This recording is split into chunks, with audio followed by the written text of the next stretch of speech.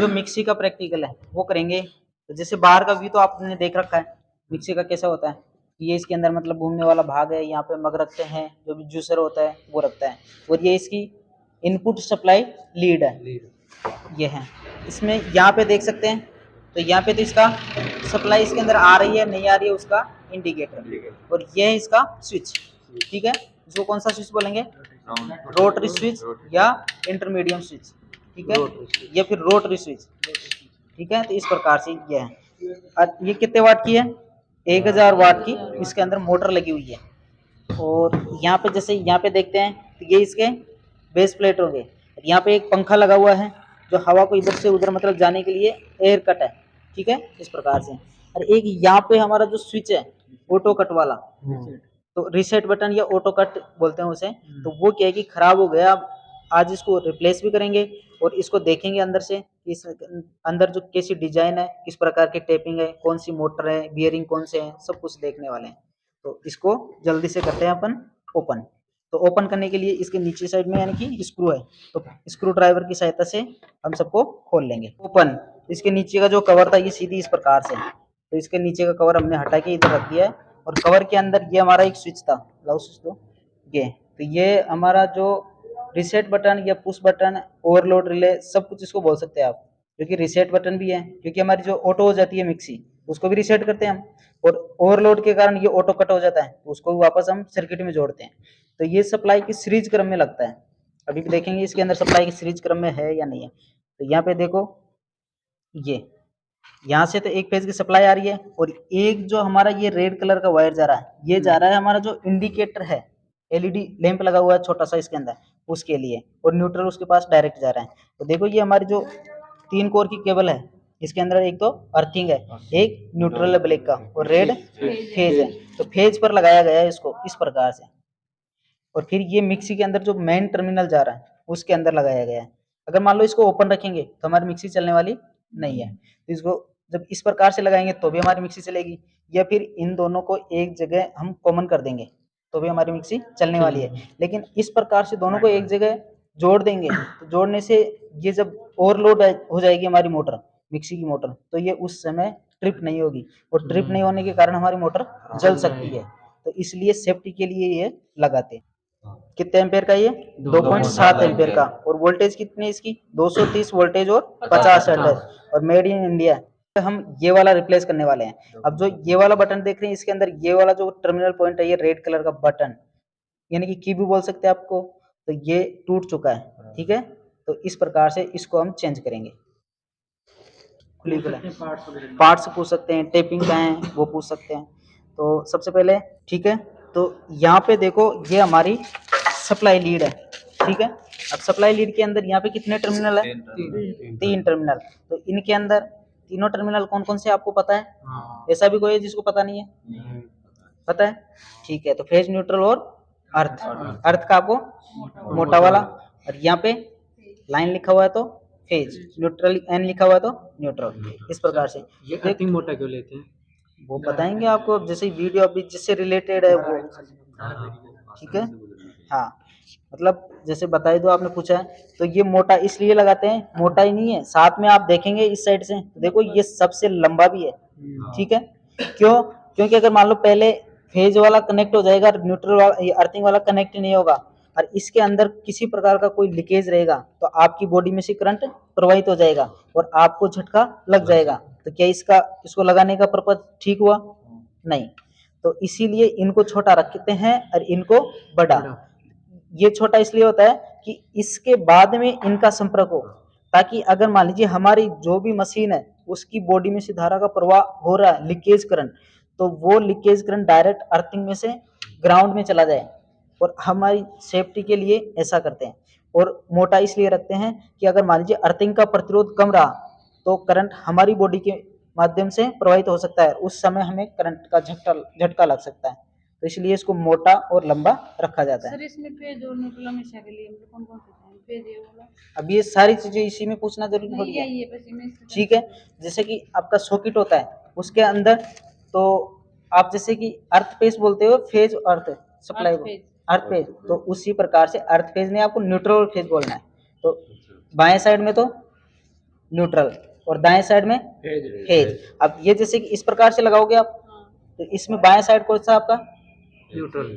ये वाला बाएं साइड, ये वाला ना आपका, तो इस साइड में न्यूट्रल बताया मैंने। अब यहाँ पे देख लो क्या न्यूट्रल है, ठीक है। और दाएं साइड में तो यहाँ पे आप देख रहे हैं लाइन है, तो लाइन का मतलब फेज। ठीक है, तो समझ में आया। Okay sir. अब बोलने वाले थोड़ी हो। Thank you sir. हाँ, तो अब देखो यहाँ पे तीनों लीड्स आ रही है, इधर तो ध्यान दो दीपक, यहाँ पे तीनों लीड आ रही है।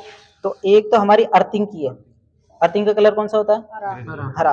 तो हरा इसकी बॉडी से टच करेंगे, ये फिर कोई पार्ट से, बॉडी से। तो देखो ये पार्ट बॉडी के ऊपर लगा हुआ है डायरेक्ट, हाँ सर। तो इसमें किसी प्रकार को कोई दिक्कत, तो अर्थिंग, इसकी बॉडी अर्थिंग हो चुकी है। अब हमारे पास न्यूट्रल और फेज रहे। अब न्यूट्रल को कैसे देना है, स्विच के माध्यम से या डायरेक्ट, डायरेक्ट। तो यहाँ पे देखो, यहाँ पे ये लगा हुआ है, ठीक है। कहाँ पे लगा हुआ है, स्विच के अंदर, लेकिन हमें कैसे देना है इसको, डायरेक्ट। जबकि इसके अंदर ये जो कनेक्शन किया हुआ है ये गलत है। तो जो इसकी कंपनी है, कौन सी है ये, पावर मैक्स, तो कंपनी के अंदर इस प्रकार की ये गलती की हुई है। ये गलती भी आप पकड़ चुके हो, क्योंकि आपको फेज को स्विच के माध्यम से कंट्रोल करना है, ना कि न्यूट्रल को। तो इनको अभी आप इंटरचेंज करना, ठीक है। और देखो ये हमारा फेज है, फेज को देखो ये डायरेक्ट दे रखे हैं, तो ये गलती कर रखी है कंपनी ने। तो इस वाले टर्मिनल को कहाँ पे लगाओगे आप, यहाँ पे, और इसको कहाँ पे लगाओगे, इस वाले में। तो ये तो आपका मेन टर्मिनल हो गया, ठीक है। और मेन टर्मिनल ये हो गया। इसके बाद में जो स्विच के माध्यम से जाएंगे, तो हमें इसकी स्पीड को भी वेरिएबल करना है, कम ज़्यादा करना है। तो उसके लिए देखो अलग अलग से टेपिंग निकाल रखी है, और ये जितनी भी टेपिंग रहेगी वो कहाँ पे जाने वाली है, स्विच के अंदर है। तो देखो ये सभी टेपिंग क्या स्विच के अंदर ही जा रही है या फिर कहीं और दूसरी जगह जा रही है। तो यहाँ पे कितनी है, 1 2 3 4। तो यहाँ पे कितनी लिखी हुई है, 1 2 3 4 5 6, और मैंने एक को 2 बार काउंट कर लिया। और फिर यहाँ पे नीचे ये ब्लैक को डायरेक्ट दिया गया है, सिंगल को, और ये रेड और एक ये ग्रीन है, इसको भी इसके अंदर लगाया गया है। तो टेपिंग्स दिखाई दे रही है, टेपिंग समझ में आ रही है, आगे समझ में आ रही है, इतने दूर से दिखाई दे रहा है आपको, ठीक है। हाँ, और इसके माध्यम से देखो, एक तो हमारे पास क्या है, फील्ड कॉइल, और एक क्या है इसके अंदर, आर्मेचर। आर्मेचर दिखाई दे रहा है इधर से, कौन सा, अंदर वाला। हाँ देखो इस प्रकार का है आर्मेचर, दिख रहा। ठीक है। तो इस प्रकार से ऐसे लगा हुआ है। हाँ। तो आर्मेचर के अंदर 2 ब्रश भी लगे हुए हैं। कहाँ पे लगा हुआ है, एक ब्रश तो ये रहा, एक ये रहा। अब ये जो आपको दिखाई दे रहा है ये तो है ब्रश होल्डर, ठीक है। क्या है, ब्रश होल्डर। यार इनके अंदर क्या लगा हुआ है, कार्बन ब्रश। तो कार्बन ब्रश ये हमारा कम्यूटेटर है, इसके ऊपर लगा हुआ है। ये बियरिंग है, बियरिंग यहाँ पे लगा हुआ है, ठीक है। इस प्रकार से तो आर्मेचर में कोई दिक्कत, कम्यूटेटर में कोई दिक्कत। सर वो इसकी दिशा विपरीत करेंगे इसकी। हाँ, अगर इसकी दिशा, घूमने की दिशा चेंज करेंगे, तो इन दोनों लीड्स को जो ब्रश होल्डर के अंदर जा रही है, इनको क्या करेंगे, इंटरचेंज। तो इसकी घूमने की दिशा वो क्या हो जाएगी, चेंज। या फिर ये जो टर्मिनल है, इनके अंदर जो सप्लाई जा रही है उनको हम चेंज करेंगे, तो क्या हमारी गति परिवर्तित होगी, नहीं। क्योंकि यहाँ पे वो कनेक्शन है, ब्रश का भी चेंज हो जाएगा। इसलिए घुमाव दिशा बदलने के लिए क्या करेंगे, टर्मिनल जो ब्रश लीड है उनको इंटरचेंज।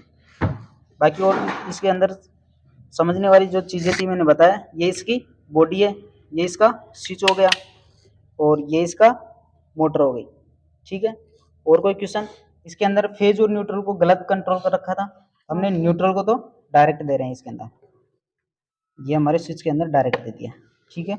और ये हमारा फेज है, तो फेज को यहाँ पे लगाएंगे, लेकिन हमारा जो पुश स्विच है उसके माध्यम से। ये पुश स्विच कितने का, रीसेट स्विच 2.7 एम्पेयर का। तो इससे अधिक धारा हमारी मोटर लेगी मिक्सी वाली, तो ये उसको क्या कर देगा, ट्रिप, ठीक है। तो यहाँ पे लगा देते हैं। कैसे, इसके अंदर कोई टर्मिनल ध्रुवता नहीं है, तो कैसे वो अपन लगा सकते हैं। तो ये हमने इसको लगा दिया है, और इसको कहाँ पे लगाएंगे, इसकी जो ये नीचे की बेस प्लेट है यहाँ पर ये लग जाएगा।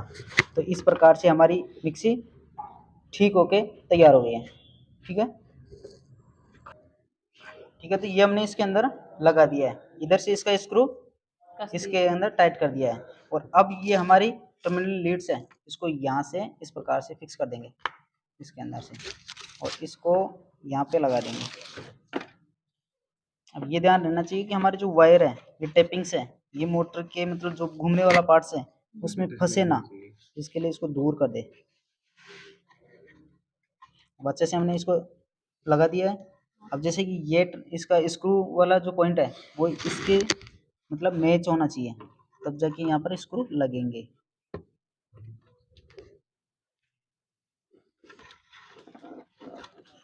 ठीक है, ये वाला जो राउंड शेप है ये इसका इसमें आना चाहिए।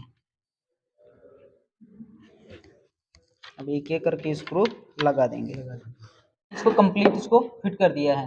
अब इसके अंदर है सबसे पहले टेस्ट करने की, तो जो ये एलईडी इंडिकेटर था ये पैरेलल में लगा हुआ था, तो सबसे पहले इसको जैसे इसके अंदर इनपुट करेंगे, ये कौन सा हमारा सीरीज टेस्ट लैंप, तो सबसे पहले हम इसको सीरीज टेस्ट लैंप से ही चेक करेंगे। क्यों? अगर मान लीजिए किसी प्रकार का कोई आंतरिक शॉर्ट सर्किट या कोई दोष रहेगा तो हमें यहाँ पर उसका पता चल जाएगा। तो सबसे पहले इसको सप्लाई के अंदर लगाते हैं। तो क्या इंडिकेटर में हमारी सप्लाई आ चुकी है?